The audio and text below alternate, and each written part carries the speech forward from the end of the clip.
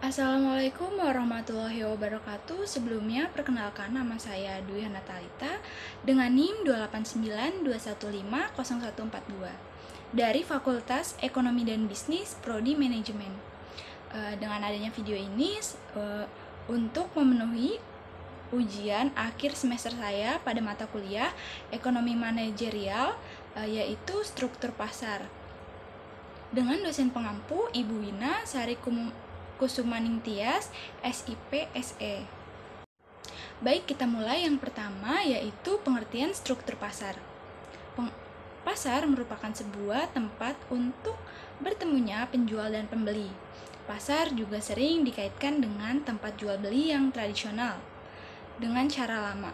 Bahkan ada orang yang membedakan antara supermarket dengan pasar. Konotasi pasar sebagai tempat konvensional dan tradisional kurang tepat karena definisi pasar sendiri cukup kuat.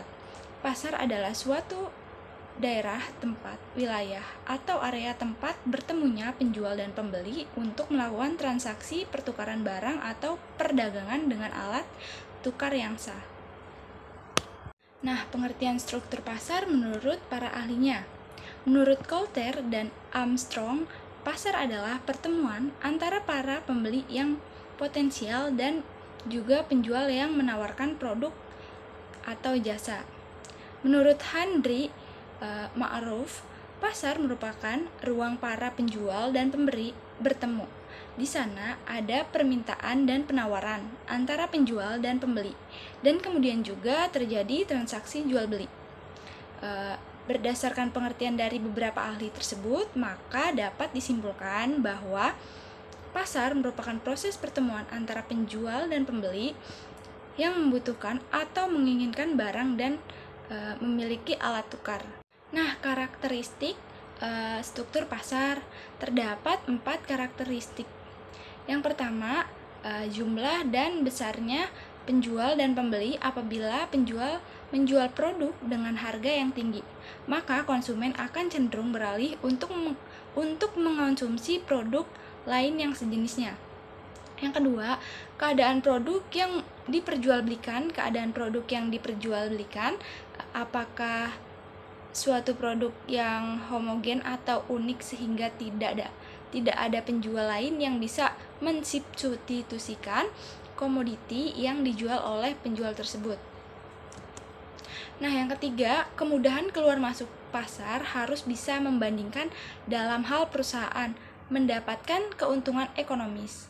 Apakah perusahaan memiliki kemudahan dalam keluar masuknya pasar atau sebaliknya pada saat tidak tercapainya keuntungan normal.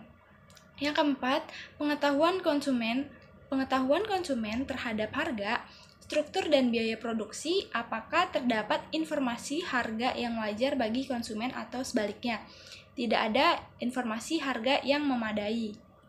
Nah, selanjutnya pasar persaingan sempurna. Pasar persaingan sempurna adalah suatu pasar di mana jumlah produsen dan konsumen sangat banyak dan barang yang ditawarkan atau dijual sejenis. Sebagai contoh barang yang dijual pada pasar, jenis ini adalah beras, sembako, sayur, dan keperluan rumah tangga lainnya. Pasar persaingan sempurna merupakan interaksi di mana penjual dan pembeli tidak dapat mempengaruhi harga sehingga pasar benar-benar merupakan hasil kesepakatan antara penawaran dan permintaan.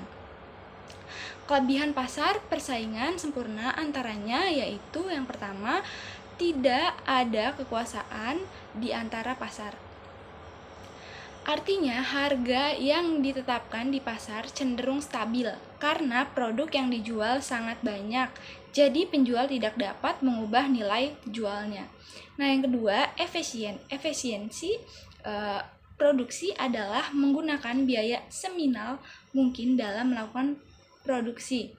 Nah, yang ketiga, dapat meminimalkan biaya iklan dan produksi. Produk atau barang yang dihasilkan hampir sama kualitasnya, maka setiap jenis produk akan sulit dibedakan satu sama lain. Nah, selanjutnya ada kekurangan pasar persaingan sempurna. Di antaranya yaitu minim produk. Barang yang dijual hampir sama. maka akan terjadi perebutan pembeli oleh para produsen yang mengakibatkan ketidakmerataan hasil. Yang kedua, minim inovasi. Semua produk yang ditawarkan seragam. Kondisi ini juga membuat produsen tidak memiliki motivasi dalam mengembangkan usahanya melalui berbagai inovasi yang sebetulnya dapat dilakukan. Nah, selanjutnya ada pembentukan harga dalam pasar persaingan sempurna. Pembentukan harga pada pasar persaingan sempurna ditentukan oleh permintaan dan penawaran di pasar. Interaksi antara permintaan dan penawaran akan membentuk keseimbangan atau harga dari jumlah keseimbangan. Kondisi keseimbangan ini menunjukkan kepuasan maksimum konsumen dan keuntungan produsen. Nah, di bawah ini. Nah, selanjutnya ada kurva permintaan dan penawaran seluruh penjual dan konsumen. Yang B, kurva permintaan dan penawaran perseorangan dalam pasar persaingan sempurna. Nah, pada gambar A menggambarkan permintaan seluruh konsumen dan penawaran seluruh produsen terhadap barang atau jasa tertentu di pasar. Pada gambar tersebut, kurva permintaan DD berbentuk miring negatif dan kurva penawaran SS berbentuk miring positif. Nah, pada gambar B menggambarkan permintaan dan penawaran perusahaan secara individual pada pasar persaingan sempurna. Bagi perusahaan, bentuk kurva pada gambar tersebut dilatari oleh kapasitas produksi perusahaan yang relatif kecil dibandingkan dengan produksi pasar, sehingga harga diterima sebagai suatu yang baku dan tidak dapat diubah.